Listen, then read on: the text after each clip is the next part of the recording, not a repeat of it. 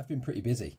I've been clearing out this area below. It was mostly actually stone, diorite and granite. So what I've had to do is just mine everything and then refill it with dirt, which I also had to collect up. So it's been a pretty grindy process, but I am excited because now I can get to work on making some farms, which is what we're going to be doing in this episode.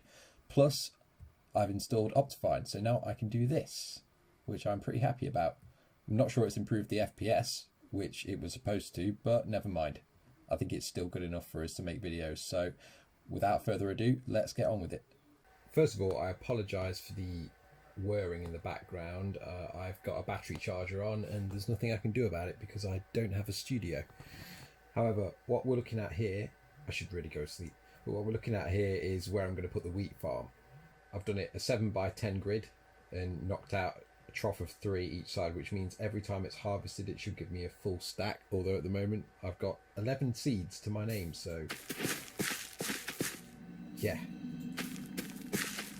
that's going to have to do for the time being. Look at that. I'd never planted anything before. It's got an advancement.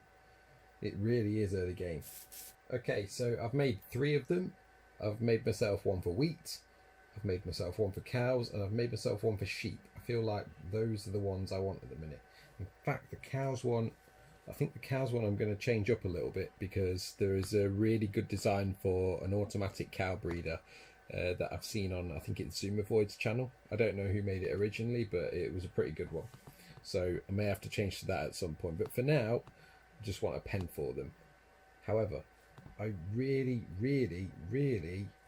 want this wheat to just grow that little bit faster because at the moment, I've not really got any way of getting cows or sheep into either of these pens. So I'm kind of waiting on this here, my very small crop of wheat. Look, that one hasn't even grown once.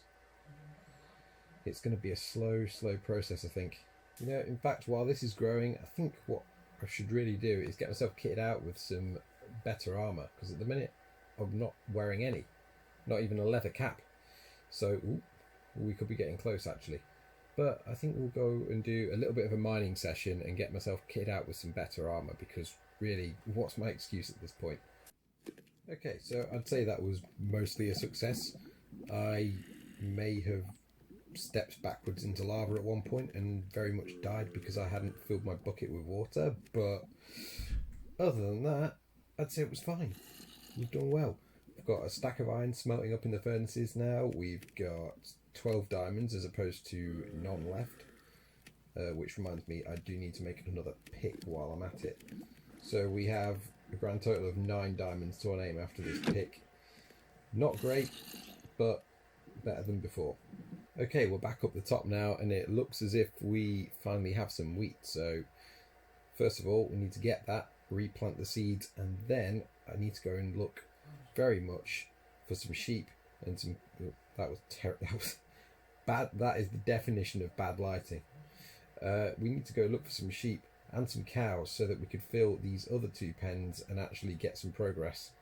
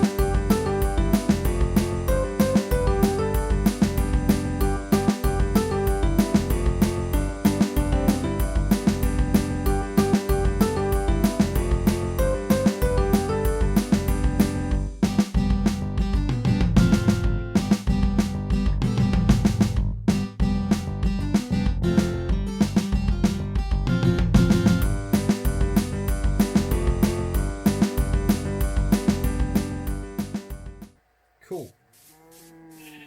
That's it. Yeah. Well, I thought it was 3 cows for a moment, but they're just walking in a very weird way. I also realised that another important farm, definitely in the early game, is sugarcane, which we haven't done. So I collected some sugarcane that I found down the river. and I've made a little area to grow some. The sand is purely for aesthetic reasons. I just really like that it sort of looks a little more distinguished from the rest of the surroundings. And sugarcane on grass just, in my opinion, looks kind of wrong. So we're going to grow some of that up. I am keeping my eye on that guy over there who's not bothered me yet, but he's lurking. It was nothing that a quick nap couldn't solve. The poor guy. Just when I'd sorted one problem, another has come my way. Look at this. This isn't what I want. A little bit of time has passed since I talked about building these farms up, and I still intend to do that. However, I've spent a few days offline, and I've since heard that the Nether update 1.16 is going to drop in 2 days' time. 2 days from now. And we haven't even built a portal yet. So I think really what I should be focusing on right now for the rest of this episode is, yes, we will look at those farms, but what I really, really want to do is build a tower so that I can put my portal in it and make it look a little fancy rather than just a portal in the corner of my base. I want this to be something that's going to last for basically this whole Let's Play season. So I'll show you a little bit of what I've been doing. I have off camera been collecting up some resources. I've been, there's a few more I've dropped. Leaf blocks, because I want this thing to look ruined and mossy. Down in the mine, I'm cooking up some stone, which is going to be a mixture of stone bricks, a bit of andesite, polished andesite. You get the idea, to give the ruined effect. And here I have marked out with dirt a circle, which is going to be the tower, and it's going to partially come down the side of this cliff here, and it's not going to come up too high. It's going to be like the shell of a tower that has fallen, and the portal's going to be inside.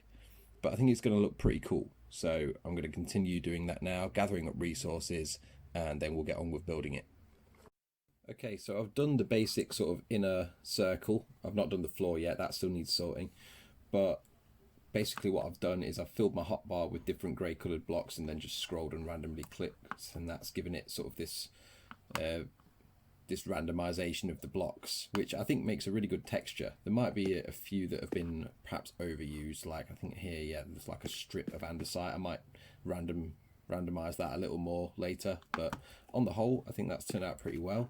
I still need to build it up a little further and sort of do the rugged random break off points where the tower has collapsed and add in some cobblestone for the rubble, and also then I can get on with using the leaves and vines and things like that to make it look really old and ruined. Same this side, it looks pretty good, it blends into the cliff pretty well, but again it needs a bit of cobblestone, vines, leaves, etc., just so that you can actually tell that it sort of stands apart from the rest of the cliff. Yeah, I mean you can tell that that's a man-made structure, but it doesn't really stand apart too well from the rest of the stone in the cliff. So I definitely want to make that stand out a little further. But on the whole, I'd say that's a pretty good start. I think this is going to look really cool when it's done. Well, in the process of building the Nether tower, I have stumbled across a naturally spawned pool of lava on the surface, which has made for a very easy way to access some obsidian. So that's going to speed things up a little bit. There we go. The portal is installed inside of the tower. I've done all the edges, made them look a little more ruinous with the cobblestone. One thing that I've a little sad about, I've bone mealed around the edges as well. A few little leaf blocks in places, a bit of overgrownness. But I do have a question. In Java Edition, do you have to go to certain biomes or pick certain trees to find vines?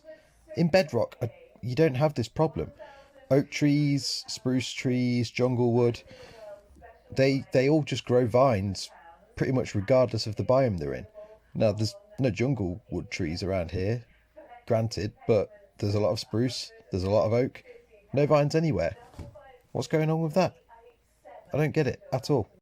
I'm not going to bother with the floor in here, I don't think, just yet. I kind of want this tower to sort of be, you know, something that was connecting to the Nether maybe a long time ago as the potential story behind the place. And so I was thinking netherrack Maybe some of the new plank types as the flooring in here, something like that. I thought that would look quite cool. But yeah, obviously I'm not going to have access to those until we actually go to the Nether, which isn't for a little while.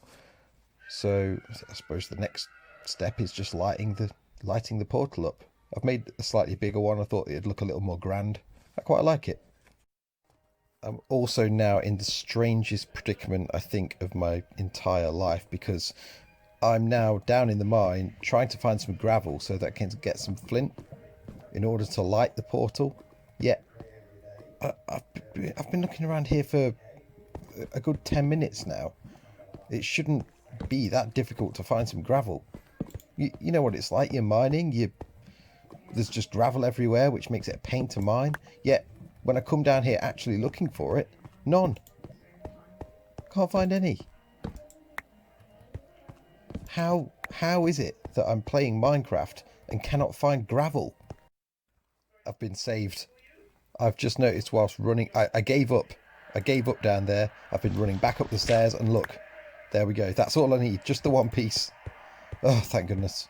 Right. Oh, well, that didn't take too long. Great. Well, I left the iron down there. That is a full stack of wheat just waiting to be harvested. This is so satisfying. I actually love just harvesting this stuff. Just punching the wheat. So very satisfying. Really, I should use this to breed up more cows and sheep, but honestly, right now, I'm kind of low on food, so probably I'm going to use this just to make myself some bread. The next one will do. Let's replant this while I remember.